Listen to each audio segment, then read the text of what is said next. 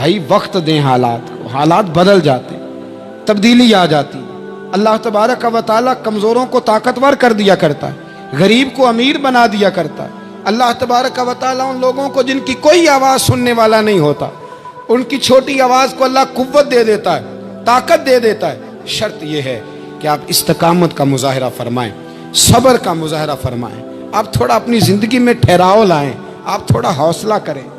آپ فوری طور پر وہ راتوں رات امیر ہونا، راتوں رات باوقار ہونا، راتوں رات چھا جانا۔ ہمارے ایک بزرگ فرمایا کرتے تھے، جتنا تیز دوڑو گے نا سامنے سے ہوا بھی اتنی تیز ہی پڑے گی۔ فرماتے تھے اگر بس پہ سیٹ نہیں نہ ملی، پچھلی بس کا انتظار کر لو، چھت پہ بڑی ہوا لگتی ہے، اور اگر تم جلد باز ہونا کہ جانا میں نے ابھی ہے، تو فرمایا پھر چھت پہ بیٹھنا پڑے گا تو ہوا بڑی تیز پڑے گی۔ پھر تھوڑا تھوڑا کر کے، حوصلہ کر کے، احتیاط کے ساتھ آپ سفر کریں، اپنی زندگی میں وہ استقامت لائیں جو ہمارے بزرگوں کا طریقہ ہے، وہ حوصلہ لائیں جو ان کو بڑا کرتا تھا، وہ والا ماحول لائیں جس سے ان لوگوں کے اندر طاقتیں آئیں۔ تو بھائی یاد رکھیں، آپ حالات کو وقت دیں، حالات کو۔ آپ چلے گئے ڈاکٹر کے پاس دوائی لینے، اس نے آپ کو دوائی دے دی 1 مہینے کی، اس نے کہا 1 گولی صبح کھانی 1 شام کھانی، یہ سیرپ ہے اتنا بڑا، 1 چمچ صبح پینا 1 شام پینا ہے۔ تو آپ نے کہا نہیں میں نے تو 2 گھنٹے میں ٹھیک ہونا ہے، تو ساری بوتل ہی نہ پی جاؤں، ساری گولیاں اکٹھی نہ کھا جاؤں، چونکہ ٹھیک جو ہونا ہے ہو جائیں گے آپ ٹھیک۔ وہ کہتا ہے 1 چمچ پینا ہے، 2 نہ پی لینا، یہ دوسرا اثر بھی ہو سکتا ہے، سائیڈ افیکٹ بھی ہو سکتے ہیں، آپ اس کو احتیاط سے لینا۔ اور کچھ گولیاں ایسی ہیں جو ڈاکٹر کہتا ہے پوری نہیں کھانی، آدھی کھانا، تو پھر پوری کھا لیتے ہو۔ بھائی تھوڑا انتظار کریں، آپ جہاں کھڑے ہیں، جس مقام پہ کھڑے ہیں، استقامت کا مظاہرہ کریں، تھوڑا وقت دیں، بڑی بات نہ کریں لیکن تھوڑا ٹائم دیں، تھوڑا حوصلہ کریں۔ ہم فوراً رزلٹ اناؤنس کرتے ہیں، فوراً۔ میرے سنگی کئی دفعہ کہتے ہیں کہ حضرت صاحب آپ کیسا محسوس کرتے ہیں، تو میں کہتا ہوں میں تو سیدھا محسوس کرتا ہوں۔ ہمیں لوگ فون کرتے ہیں ٹائم دو، جس کو دے دیا اس کے کاغذوں میں ویری گڈ ہے، اور جس کو نہیں دیا وہ سلام بھی نہیں لیتا، فون بند کر دیتا ہے، چھٹی۔ ویری گڈ آپ اس کے کاغذوں میں ہے جس کی بات پہ آپ پورے، اور جس کو آپ کہہ رہے ہیں کہ نہیں ذرا تو پیار کر، محبت کر، تو ٹائم دے، تو وہ اس بات کے لیے تیار ہے۔ تو آپ صبر کریں، آپ حوصلہ کریں، آپ جس سٹیٹس میں، اور زندگی میں یاد رکھیں جتنا کوئی آپ کو اونچی اور بڑی جگہ پہ بیٹھا نظر آئے گا نا، اتنا زیادہ آزمائش کا شکار ہوگا وہ شخص۔ اس کے لیے روز ایک چوراہا ہے، روز ایک چوک ہے۔ اگر 20 لوگ آپ سے روزانہ رابطے میں ہیں تو آپ ایک جگہ پہ جا سکتے ہیں، یا 2 جگہ پہ، 17-18 نے آپ سے ناراض ہونا ہے۔ آپ محسوس کریں اس بات کو۔ آپ جہاں بیٹھے ہیں، جس اسٹیج پہ آپ بیٹھے ہیں، آپ اپنی سیاسی جماعتوں کو دیکھ لیں، 10 بندے نکل کے ادھر چلے جاتے ہیں تو 5 نکل کے ادھر چلے جاتے ہیں، تو 6 اپنے الگ ایک گروپ بنا لیتے ہیں، تو 7۔ تھوڑا حوصلہ کریں، وقت دیں، حالات وقت پر تبدیل ہو جایا کرتے ہیں، سچائیاں ثابت ہو جاتی ہیں۔ جلد بازی والے ماحول سے نکلیں، حوصلہ، توانائی، یہ درست ہے کہ ہم انسان ہیں، کمزور ہیں، ہمیں پریشانی ہوتی ہے، ہمارے اعصاب پر چیزیں سوار ہوتی ہیں، ہم ٹینشن بھی لیتے ہیں، لیکن بہرحال جب آپ کو آپریشن کرانا ہے تو پھر آپ کو تھوڑی دیر کے لیے آنکھیں بند رکھنی پڑیں گی۔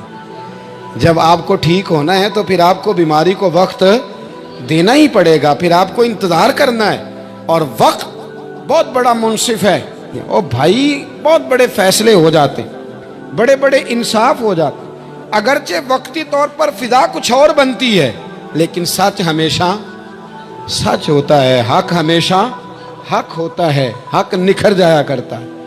بہت سارے جھوٹ اور پراپوگنڈے کے بیچ میں سے سچ میں طاقت ہوتی ہے، وہ خود اپنی قوتیں بنا کے بیچ میں سے اڑ جایا کرتا ہے، اور اڑ کے وہ چھا جایا کرتا ہے، اس کے اندر قوت ہوتی ہے، ہمت ہوتی ہے۔ وقت دیں، حالات کو ٹائم دیں، آپ دیکھیں کتنی جلدی حالات بدلتے ہیں۔ بڑا نام ہے امام احمد بن حنبل کا، بڑا تذکرہ ہے، بڑا کچھ ہے۔ پتہ ہے آپ کو کہ امام احمد بن حنبل کتنا عرصہ جیل میں رہے ہیں؟ امام صاحب کو اتنے درے مارے جاتے تھے کہ جب آپ کا کرتا اتارا جاتا تھا تو اس سے خون نچڑ رہا ہوتا تھا. آج ہم مسند امام احمد بن حنبل اے سی والے کمرے میں بیٹھ کے پڑھتے ہیں، اور جب ہم اس کا حوالہ دے رہے ہوتے ہیں تو ہم کہہ رہے ہوتے ہیں تو پتہ میں کتنا بڑا آدمی ہوں، 14 جلدوں کی کتاب میں سے حوالہ دے رہا ہوں. اس بندے سے پوچھو جس نے لکھی ہے، اس سے پوچھو جس نے یہ کمال کیا ہے. اور اتنا بڑا آدمی اور سچا بادشاہ مار رہا ہے. ایک دن اس نے تانا بھی دیا، کہنے لگا احمد بن حنبل مجھے بھی پتہ ہے آپ ٹھیک ہیں اور آپ کو بھی پتہ ہے آپ ٹھیک ہیں، ظلم ہو رہا ہے، زیادتی ہو رہی ہے، پر لوگ آپ کی سپورٹ کیوں نہیں کر رہے؟ دنیا آپ کے پیچھے کیوں نہیں چل رہی؟ کوئی آپ کے ساتھ کیوں نہیں آ رہا؟ تو امام احمد بن حنبل کہنے لگے اتنا ہی کافی نہیں کہ تو میرے اوپر ظلم کر کے بھی مجھے سچائی کہہ رہا ہے، یہ میری جیت کافی نہیں. اور فرمایا اگر تو نے رزلٹ دیکھنا ہوا نا تو تیرا اور میرا رزلٹ جنازے والے دن نکلے گا. حضرت سلطان بہو سے کسی نے کہا تھا زندگی میں بڑے مرید ہوئے، کہنے لگے نہیں، رب دا طالب کوئی نہیں ملیا، جو ملے ہے طالب زردہ ہو. آئے ہیں لوگ تعویذ دھاگا لینے، رب دا طالب کوئی نہ ملیا، جو ملے ہے طالب زردہ. وہ لینے آئے تھے تعویذ، ہم نے بھی دے کے بھیج دیا، بات ختم ہو گئی. شاہ بقی الدین ابن مخلد کے استاد فرمانے لگے کہ بیٹا تیرا ظرف بڑا ہے اور میرا علم تھوڑا ہے، اگر تو نے صحیح طرح پڑھنا ہے تو بغداد امام احمد بن حنبل کے پاس چلا جا، صحیح طرح پڑھنا، پھر وہ تیری تشنگی ختم کریں گے، تیری پیاس بجھا دیں گے، چلا جا. کہتے ہیں میں کشتی میں بیٹھا آنے کے لیے، رستے میں طوفان آ گیا، کشتی کو جانا کہیں اور تھا، چلی کہیں اور گئی. ایک جزیرے پہ ہم اترے. فرماتے ہیں کہ وہاں پیسے ویسے بھی ختم ہو گئے، پتے کھا کے گزارا کرنا پڑا. بغداد کی سمت کا تعین کر کے پتہ کر کے اس طرف میں چلنے لگا پیدل. ہمارا بچہ ماشاءاللہ سے جو ابا جی سے پورے پیسے لے کے جاتا ہے نا پڑھنے کے لیے، اس کا بھی پورا پریشر ہوتا ہے ابا جی کے، آپ کو پتہ نہیں میں پڑھائی کر رہا ہوں، حالانکہ بعد میں پیسے سارے اپنے اکاؤنٹ میں جمع کراتا ہے، ابا جی کو دیتا، لیکن پریشر کریٹ کرتا ہے کہ میں تعلیم حاصل کر رہا ہوں آپ کے حکم پر، لہذا آپ میرا احسان مانیں معاذ اللہ تعالی. کہتے میں تعین کر کے بغداد کی سمت چلنے لگا، شہر بغداد دی کی یہ نشانی. کہتے میں جا رہا ہوں اس سمت، پتے بھی کھانے پڑے رستے میں. 1.5 مہینہ لگا تو میں بغداد پہنچا. اب میں نے لوگوں سے پوچھا کہ امام احمد بن حنبل کا مدرسہ کہاں ہے؟ جب میں نے کہا نا امام احمد بن حنبل، تو ایک زمانے میں نام بجتا تھا، ڈنکا بجتا تھا. آج جیل میں جب کہا نا امام احمد بن حنبل تو جس سے پوچھا کہنے لگا چپ کر جا، ان کا ذکر نہ کرنا. تو ان کا نام لیتا ہے جیل ہی جاتا ہے، ان کا نہ نام لینا، خبردار. کہتے میں نے کہا کیا ہوا؟ کہ بادشاہ مخالف ہو گیا، امام صاحب کا دارالعلوم تو بند ہو گیا، وہ تو گھر میں قید ہیں. توجہ ہے میری بات پر؟ یہ ذوق اگر اسٹوڈنٹ کا بنتا ہے نا تو استاد پڑھانے والا نہ بھی نہ ہو تو وہ استاد کے سینے سے علم کھینچ لیا کرتا ہے، کھینچ لیا کرتا ہے. خواجہ فقیر محمد چرائی رحمۃ اللہ علیہ کے ایک مرید تھے، تو حضرت نے انہیں بڑا کچھ نوازا. تو کچھ لوگ کہنے لگے حضرت جی اسی کو سارا کچھ دے دیا ہے. فرمانے لگے بیلیاں ادیاں داواں ہی بڑیاں سن، یہ تو مینوں ریڑک کے مکھن کٹ کے لے گیا ہے. ادیاں داواں ہی بڑیاں سن. کچھ لوگ ہوتے ہیں نا پیارے، انہیں طریقہ ہوتا ہے دعا لے لیتے ہیں، اور کچھ کہتے رہتے ہیں حضرت جی دعا کرنا، اور دعا لینے والا کام کوئی نہیں کرتے، کہتے رہتے ہیں دعا کرنا. کہتے میں لوگوں نے کہا کہ وہ مدرسہ بند ہے، آپ کہاں جائیں گے؟ تو میں نے کہا میں کہیں بھی جاؤں کوئی ذریعہ حضرت تک پہنچنے کا کوئی ذریعہ نہیں. ان کے گھر کو بادشاہ نے سب جیل بنا دیا، سپاہی دروازے پہ کھڑے. آپ نے فرمایا پھر بھی ایک بندہ کہنے لگا اتنی نیکی کر سکتا ہوں کہ میں تمہیں ان کا دروازہ دکھا سکتا ہوں. آپ فرمانے لگے میرے لیے اتنا بھی کافی ہے، ذکر حبیب کم نہیں وصل حبیب سے، اتنا بھی میرے لیے کافی ہے. اس نے دور سے کھڑے ہو کے کہا وہ جہاں سپاہی کھڑے ہیں نا وہ امام صاحب کا دروازہ ہے. شاہ بقی الدین صاحب کہتے ہیں میں نے کہا تو اب جا، اب دیکھنا میں علم کیسے حاصل کرتا ہوں. صبر دیکھو، استقامت دیکھو، حوصلہ دیکھو.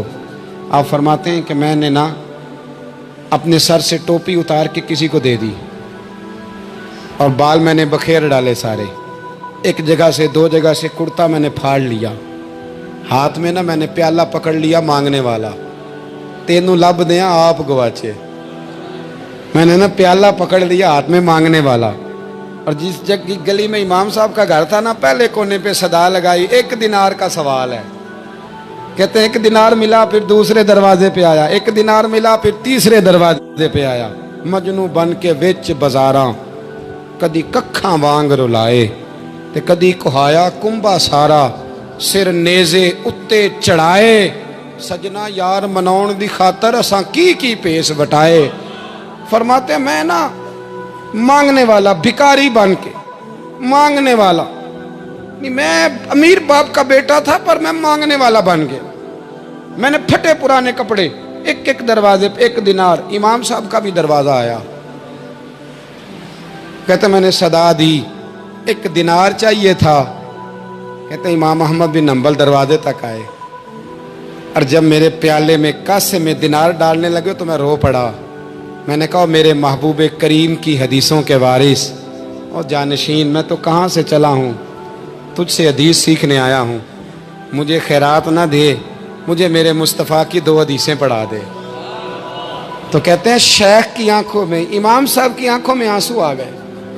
फरमाने लगे यार मैं भी सोच रहा था स्टूडेंट ही कोई नहीं, किससे हबीब की बातें करूं, आज तो पढ़ा दूंगा तो कल कैसे आएगा। अर्ज की हुजूर जब तक आप जेल में रहेंगे मैं भिखारी बना रहूंगा।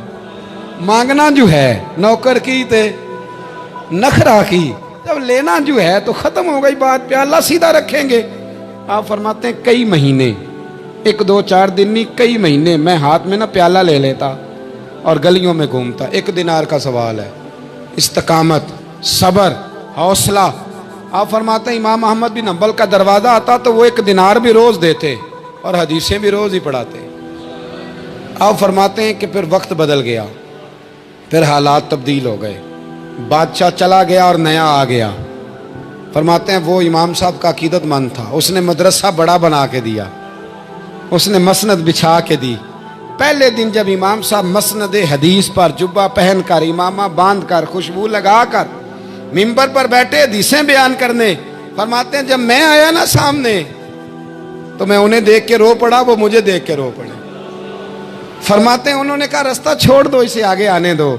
जब मैं आगे आया तो इमाम साहब फरमाने लगे पहले भी बड़ा पढ़ाया था, अब भी जिंदगी भर पढ़ाऊंगा, पर जिस सब्र और इस्तिकामत से तूने पढ़ा है, जो मज़ा उन दिनों में आया है शायद दोबारा कभी ना आए।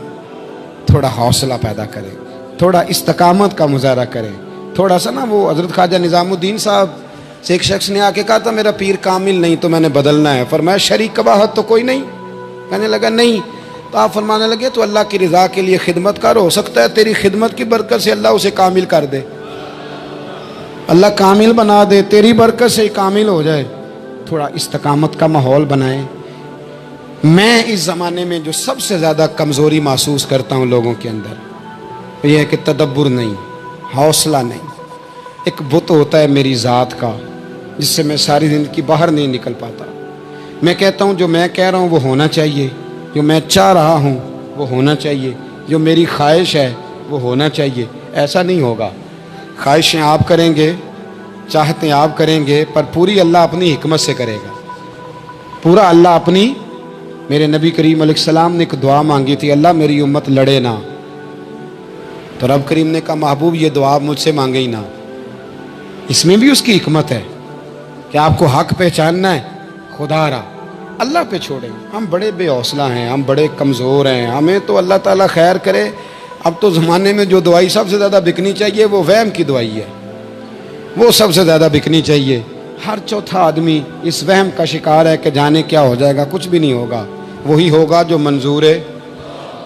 आपको तो माशाल्लाह याद है, वही होगा जो मंजूर है। कुछ चीज़ें अल्लाह रसूल पे छोड़ें, सब्र के साथ, इस्तकामत के साथ। एक बात मैंने शुरू में की थी, फिर दोहराता हूँ आखिर पे। ये सोच लें कि आप हक पे हैं कि नहीं, आप सच्चे हैं कि हज़रत अब्दुल्ला इब्न ज़ुबैर इमाम हुसैन के बाद यजीदी फ़ौजों के ख़िलाफ़ निकले थे। आपके कुछ साथी शहीद हो गए थे और कुछ पीछे की तरफ चले गए थे, पसपा हो गए थे। हज़रत अब्दुल्ला इब्न ज़ुबैर अकेले रह गए थे। उस वक़्त आपकी वालदा हज़रत अस्मा बिनते अबी बकर सिद्दीक़ 90 साल उम्र थी और आंखों से नाबीना थी। فرماتے ہیں میں اپنی اماں سے مشورہ کرنے آیا، میں نے کہا اماں میرے کچھ ساتھی پیچھے چلے گئے، کچھ شہید ہو گئے، میں جہاد میں اکیلا رہ گیا ہوں، حکم کیا ہے؟ تو اماں کہنے لگی عبداللہ پہلے یہ بتا تو حق پہ ہے کہ نہیں؟ میں نے کہا اماں ہوں تو میں حق پہ، پر مجھے تیری بڑی فکر ہے، تیری 90 سال عمر ہے، یہ تو میرے جو مقابلے والے ہیں یہ تو بڑے سخت گیر لوگ ہیں، میری لاش کے ٹکڑے ٹکڑے کر دیں گے، تو برداشت کر لے گی؟ تو حضرت اسماء نے پتہ کیا دلیرانہ جواب دیا تھا کہ بیٹا بکرے کو تکلیف صرف ذبح ہوتے وقت ہوتی ہے، جب اس کی کھال اتارتے ہیں پر اسے کوئی تکلیف نہیں ہوتی، جب اس کے ٹکڑے ٹکڑے کرتے ہیں اسے کوئی تکلیف، تو کہا بیٹا حوصلے کے ساتھ رہنا، صبر کے ساتھ رہنا، اگر تو حق پہ ہے پہلے یہ دیکھ لے، اگر آپ حق پہ ہیں، اگر نہیں تو توبہ کر کے حق پہ آئیں، اور اگر آپ حق پہ ہیں تو پھر آپ یہ ذہن بنا لیں کہ حالات بدلیں گے اور جو آپ کا نظریہ ہے وہ غالب آ کے رہے گا، اگر آپ حق پہ ہیں تو پھر اللہ آپ کو توفیق دے گا، لیکن زندگی میں ان چیزوں سے بچیں۔ امام اعظم کے خلاف سازش رچی گئی، امام صاحب رحمۃ اللہ تعالیٰ علیہ کے پاس ایک بی بی دوڑی، حضور مسئلہ پوچھنا، آپ عورتوں سے ملا نہیں کرتے تھے، میں نے سوال کرنا ہے جی، جلدی جلدی سے اندر آ گئی، عورت جیسے ہی اندر داخل ہوئی باہر شور ہو گیا، امام صاحب کے پاس عورت ہے، اس نے بھی شور کر دیا کہ معاذ اللہ ثم معاذ اللہ، 10 درازی کیا امام اعظم نے۔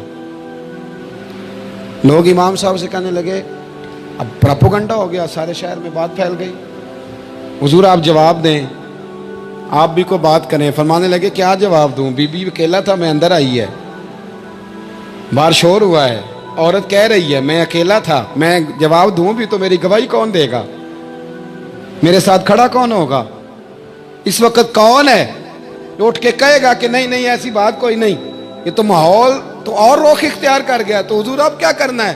تو آپ فرمانے لگے کرنا کیا ہے، میں کوئی لاوارث ہوں، رب رسول کا ماننے والا ہوں، میں فیصلہ اپنے اللہ پہ چھوڑتا ہوں، وہ بھی تو عدالت ہے نا۔ مصیبت یہ ہے کہ میں اور آپ سارے فیصلے خود کرنا چاہتے ہیں، حالانکہ خود کچھ فیصلے چھوڑ دینے چاہیے، وہی ہوں تو بہتر ہیں۔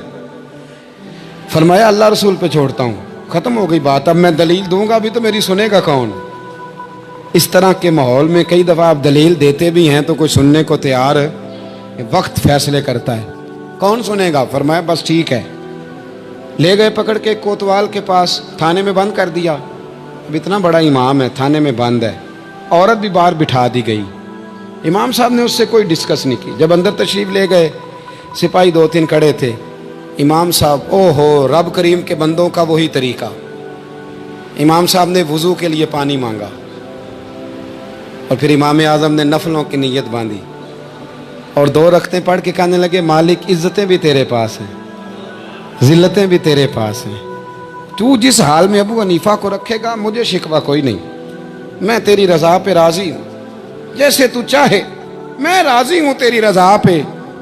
امام صاحب دعا مانگ رہے تھے تو آنسو ہاتھوں پہ گر رہے تھے، نہ کبھی مصلی بھی آباد کریں، نہ کبھی دنیا کو تو دکھڑے بڑے سنا لیے، نہ 2 رکعتیں پڑھ کے روئیں رب کی بارگاہ میں، محبوب کا وسیلہ پیش کریں، نہ اسے بھی تو منائیں نا۔ امام صاحب کے آنسو گرنے لگے، سپاہی بھی پریشان تھے، وہ بی بی نہ خود ہی اٹھی اور امام صاحب کے قریب گئی، کہنے لگی پہلے مجھے دنیا والے کہتے تھے، اب میں سمجھ گئی ہوں آپ تو رب کریم کے نیک بندے، اب نہ روئیں، سویرے جانا ہے نا قاضی کی عدالت میں، تو میں سویرے گواہی دوں گی کہ میں نے جھوٹا الزام لگایا تھا، آپ ناراض نہ ہوں۔ امام صاحب فرمانے لگے اس سے نہیں بات بنے گی، اگر تو نے کچھ کرنا ہے تو جو میں کہتا ہوں وہ کر، امام اعظم تھے نا، جو میں کہتا ہوں وہ کر۔